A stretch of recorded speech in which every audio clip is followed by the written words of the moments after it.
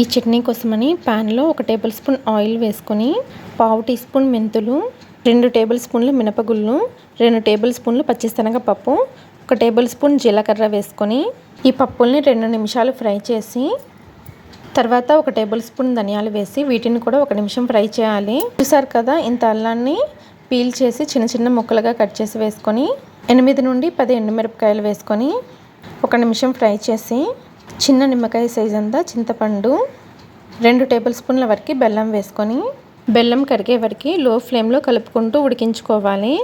బెల్లం కరిగిన తర్వాత దీనిలో రుచికి తగినంత ఉప్పు, పొట్టు తీసిన 8 వెల్లుల్లి వేసుకొని ఒకసారి కలిపి దీనిలో పావు కప్పని నీళ్లు వేసుకొని నీళ్ళన్నీ ఎగిరిపోయే వరకు ఈ మిశ్రమాన్ని ఉడికించాలి. నీళ్ళన్నీ ఎగిరిన తర్వాత స్టవ్ ఆఫ్ చేసి వీటిని పూర్తిగా చల్లారనిచ్చి మిక్సీ జార్లోకి తీసుకొని కొద్దిగా గోరువెచ్చటి నీళ్లు వేసుకొని బాగా మెత్తగా గ్రైండ్ చేసి తాలింపు వేసుకోవడమేనండి. Thanks for watching.